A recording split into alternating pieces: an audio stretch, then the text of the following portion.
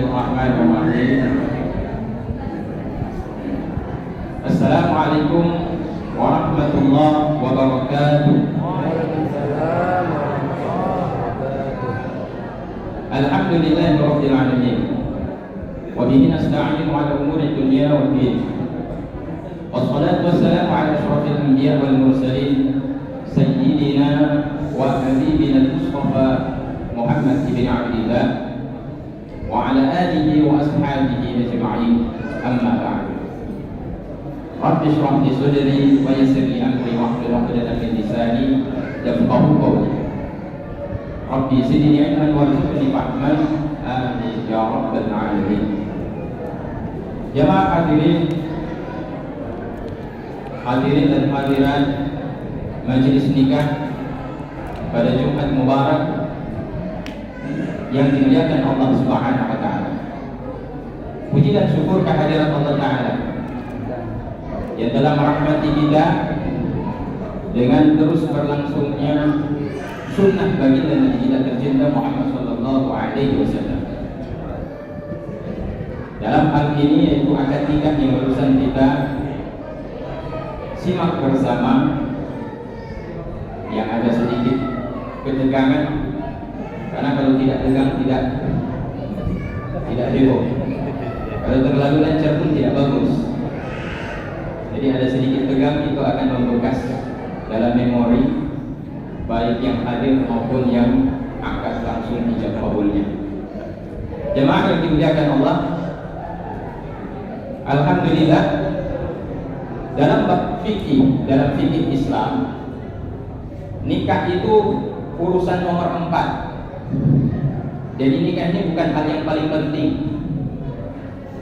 Yang pertama dalam bab nikah adalah ibadah. Meskipun nikah itu sebagian dari ibadah, tapi bahagian setengah daripada ibadah.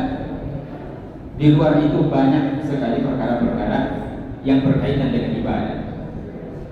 Maka dalam bab fikih para ulama itu membagi tentang kajian hukum fikih itu, yang pertama adalah ibadah secara umum. Hal yang kedua yang terpenting dalam hidup kita sesudah ibadah adalah muamalah. Muamalah artinya transaksi hidup kita selama kita berhubungan sosial dalam lingkungan masyarakat dan dalam bernegara. Yang ketiga yaitu tentang faraid, harta warisan. Karena banyak orang berkelahi, bertengkar, yang tadinya saudara, sama-sama anak satu kandung, satu ayah, satu mama, kemudian saling membunuh, saling menyerang, dan saling melawan antar sesama saudara akibat faktor harta warisan. Barulah sesudah 3 perkara tersebut masuk dalam perkara nikah. Jadi nikah dalam hukum fikih itu bukan perkara yang paling utama. Perkara yang paling utama adalah ibadah. Yang kedua muamalah. Jadi bapak dan ibu harus mempelajari, ikut pengajian-pengajian, hadiri majelis-majelis ta'lim. Bagaimana cara kita bertransaksi akad jual beli? Bagaimana kita bertransaksi akad gadai menggadai? Sebagaimana beliau terjadi pegadaian. Bagaimana kita bertransaksi tentang hutang piutang, sewa menyewa, dan segala macam hal yang berkaitan dengan transaksi atau muamalah. Yang ketiga, mengaji tentang bab mawaris. Bagaimana harta pusaka orang tua ini nanti dibagi ketika meninggal dunia. Kenapa mawaris didahulukan daripada nikah? Faraid didahulukan daripada nikah. Karena mawaris adalah setengah daripada ilmu-ilmu yang ada di dalam ilmu Islam. Dan ilmu yang pertama akan diangkat oleh Allah Ta'ala di dunia ini sebelum terjadinya kiamat adalah ilmu mawaris, ilmu pembagian harta warisan. Karena itu mawaris harus dikaji sebelum masuk dalam bab nikah. Barulah masuk di dalam sesi selanjutnya, itu bab nikah. Kenapa bab nikah ini sesudah muamalah? Karena manusia hal yang paling utama urusan perut. Orang tidak akan mikir nikah kalau perutnya masih kosong. Orang tidak akan berpikir syahwat kalau seandainya perutnya kelaparan. Yang paling utama manusia itu yang akan dikejar adalah bagaimana memenuhi kebutuhan batin perutnya. Oleh karena itu, sesudah mendalami tentang ilmu muamalah, barulah masuk dalam urusan kemaluan. Ini yang disebut dengan bab faraj. Bab nikah ini berkaitan dengan masalah kemaluan. Karena kalau kemaluan ini tidak diurus, tidak diatur dalam syariat Islam, maka kita akan seperti hewan. Kita akan seperti binatang. Kalaulah kambing sesudah dia melahirkan anaknya laki-laki, maka kambing jantan yang tadinya anak bisa dia menghamili betinanya yang tadinya ibunya. Tidak ada hukum dalam pandangan agama. Tetapi kalau ini tidak diatur dalam syariat Islam, maka yang akan terjadi bercampur aduknya keturunan manusia itu sendiri. Ya, tidak ada lagi kejelasan siapa anak, siapa bapak, siapa yang wali, siapa mahram, siapa boleh dinikahi, siapa tidak boleh dinikahi. Karena itu nikah ini adalah urusan yang terpenting di dalam perkara ibadah. Karena berkaitan dengan masalah tiga hal yang sangat penting yang diperhatikan dalam agama Islam berkaitan dengan masalah agama, khususnya dalam bab nikah. Bahwa nikah itu untuk tanasul, untuk menjamin keberlangsungan keturunan kita. Karena kalau tidak nikah, contohnya di Jepang. Di Jepang saat ini banyak ibu-ibu rumah-rumah disita negara. Kenapa disita negara? Karena tidak punya keturunan. Kenapa orang Jepang tidak punya keturunan? Karena mereka suka berzina atau nikah tanpa ada hubungan anak. Karena anak itu menjadi beban bagi mereka. Sehingga sekarang ini jumlah anak-anak di Jepang itu langka. Tetapi Islam alhamdulillah sesuai fitrah manusia. Allah ciptakan nafsu dalam batin, dalam diri kita. Dengan nafsu itulah kita bisa menikah. Karena kalau manusia tidak bernafsu, manusia tidak punya nafsu, maka manusia tidak ingin menikah. Kalau manusia tidak menikah, apa yang terjadi di dunia? Kosong dunia ini. Padahal Allah Ta'ala menciptakan dunia ini adalah untuk manusia ambil manfaat di dalamnya. Maka bersyukurlah anak-anak kita mengikuti apa yang diperintahkan oleh Rasulullah. Yang kedua, di samping untuk melangsungkan keturunan, yang kedua adalah untuk mencegah jangan sampai air mani yang terkandung dalam setiap benih dalam tubuh laki-laki khususnya tidaklah membahayakan laki-laki itu sendiri. Karena laki-laki itu punya air mani, ibu-ibu. Sperma bahasa kedokterannya. Kalau itu ditahan dan tidak dikeluarkan, mudarat laki-laki tersebut. Laki-laki itu akan berdampak penyakit pada tubuhnya, akan membahayakan laki-laki tersebut. Maka perlulah dikeluarkan air mani tersebut, dan solusinya Islam memberikan jalan keluar, yaitu melalui jalan nikah. Bukankah satu tetes air mani yang diletakkan dalam rahim wanita yang tidak halal, satu tetes saja hukumnya haram di sisi Allah Ta'ala? Bagaimana kalau seandainya satu tetes mani dimasukkan dalam rahim yang halal dalam pandangan agama Islam menurut hukum nikah? Maka satu tetes air mani itu bernilai pahala besar di sisi Allah ketika dia diteteskan dalam rahim yang sah menurut pandangan agama. Maka berhubungan suami istri itu ibadah yang besar, ibu. Berhubungan suami istri itu ibadah yang pahalanya besar, karena dihitung setetes air mani itu butuh hitungannya itu pahalanya besar, ibu. Dan yang ketiga, nailul ladzat. Nikah itu untuk mendapatkan kelezatan. Karena tidak ada orang berhubungan suami istri tidak ada yang menyesal berhubungan suami istri, tidak ada. Tidak pernah ada orang sesudah menikah kemudian ditanya, gimana malam pertama, nyesal enggak? Jawabnya nyesal. Kenapa menyesal? Kalau dari dulu tahu enak, kenapa enggak dari dulu? Jadi nyesalnya karena terlambat menikah. Artinya sebenarnya orang ini tidak menyesal, tapi pada hakikatnya orang ini sangat bersyukur karena dia sudah mendapatkan kelezatan dalam pernikahan itu sendiri. Nah, 3 hal ini faedah daripada pernikahan itu berlangsung hingga sampai di dalam surga. Maka di dalam surga itu hilang 2 perkara, yang tinggal 1 perkara daripada esensi nikah itu sendiri. Yang pertama untuk melangsungkan keturunan, karena di surga tidak perlu kita melangsungkan keturunan, menjaga keturunan, berkembang biak, di surga tidak perlu lagi. Yang kedua, menahan mudaratnya air mani yang tidak dikeluarkan, tidak ada mudarat lagi di dalam surga. Berarti yang diperoleh di dalam surga yang masih ada di dunia dan kekal di dalam surga, yaitu nailul ladzat, mendapatkan kelezatan daripada hubungan suami istri tersebut. Makanya menjadi pertanyaan, nikah ini dari kapan dan sampai kapan akan berlangsung? Hukum nikah ini sudah ada sejak masa ayah manusia. Siapa ayah manusia? Nabiullah Adam alaihissalam. Sejak awal mula manusia ada, diciptakan Allah Ta'ala, ayah kita bersama, bapak manusia ialah Nabi Adam alaihissalam. Nikah itu sudah ada ini.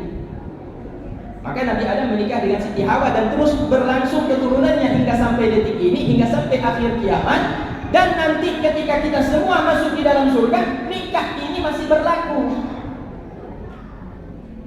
Bahkan di dalam surga kita boleh menikah dengan mahram kita, ibu-ibu. Di dalam surga manusia dibolehkan menikah dengan mahramnya kecuali usulihi wa furu'ihi, kecuali ibu, nenek, anak, dan cucu-cucunya. Itu yang diharamkan kalau menikah di dalam surga. Tapi mahram-mahram yang lain selama itu dibolehkan, diharamkan di dunia, maka di akhirat itu dibolehkan. Jamaah hadirin yang dimuliakan Allah Subhanahu wa taala. Nah, kemudian berbicara tentang pernikahan, tentunya ada hal yang paling penting untuk kita sampaikan kepada Linto baru dan Dara baru, Adinda, Rizky, dan bukan calon lagi, istrinya, ya. Alhamdulillah sekarang ini sudah menjadi suami istri. Sejak hari ini kalian sudah sah menjadi suami istri. Artinya sekarang, kalau tadi perintah Nabi dan hadis Nabi mengatakan, ya ma'syaras sabab, man istata'a minkumul ba'a falyatazawwaj. Wahai para pemuda, siapa yang mampu memberikan mas kawin dan nafkah, maka menikahlah. Jadi yang dipanggil di sini bukan orang tua. Jadi kalau sudah tua nggak masuk panggilan, maka menikahlah ketika muda, kata Nabi. Jadi perintah Nabi, pemuda diharapkan untuk menikah. Ada anak muda yang tidak mau menikah, alasannya karena dia takut miskin. Maka anak muda yang menikah, yang meninggalkan menikah karena takut miskin, maka kata Nabi termasuk orang-orang yang enggan dengan agamaku, dengan sunnahku. Maka Nabi mengatakan di hadis selanjutnya, "Faman raghiba an sunnati falaysa minni." Barang siapa yang enggan daripada sunnahku, maka bukan masuk di dalam kelompok umatku.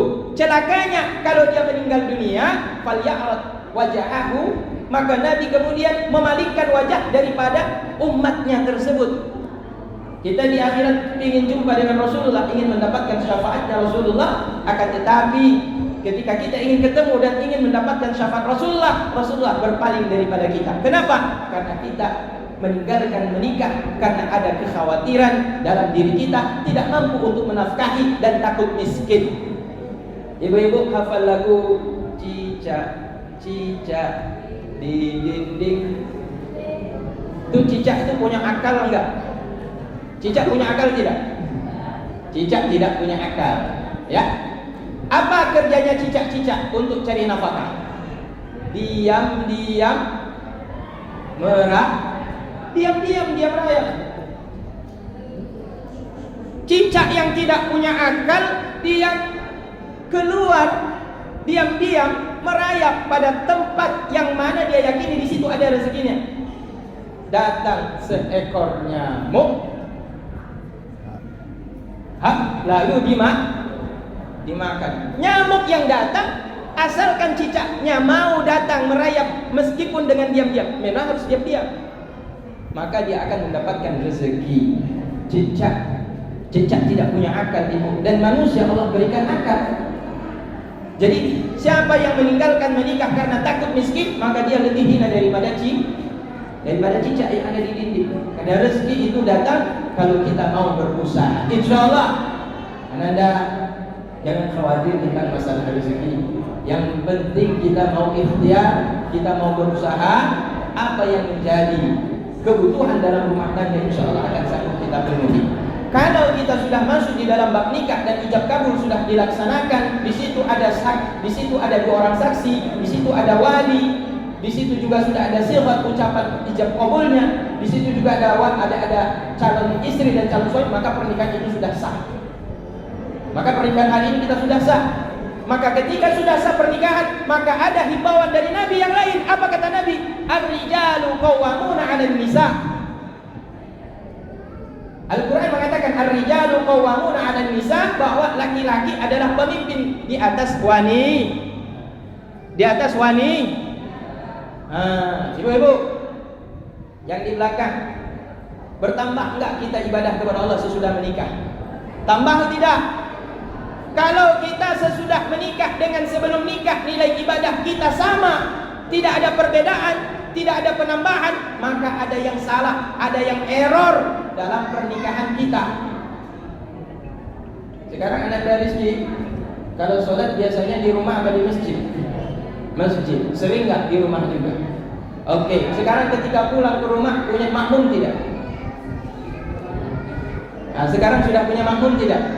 Sudah punya. Artinya kalau anak dari rezeki tidak sempat pergi ke masjid untuk sholat berjamaah, maka saat pulang ke rumah sholat tetap berjamaah. Artinya bertambah nilai pahala ketika kita menikah. Ajak istrinya untuk menjadi makmum. Dengan demikian insya Allah nilai pahala kita itu bertambah. Inilah sebabnya nikah itu menambah kedekatan kita kepada Allah Ta'ala. Dan melihat keadaan jamaah yang di luar pun sudah panas dan banyak yang sudah keluar, mungkin nasihat yang terakhir ingin saya sampaikan, bahwa pernikahan ini hanya bisa diputuskan dengan 2. Bisa bubar pernikahan dengan 2 perkara. Ya, yang pertama dengan kematian. Jadi kalau seandainya kematian sudah datang, maka nikahnya itu selesai.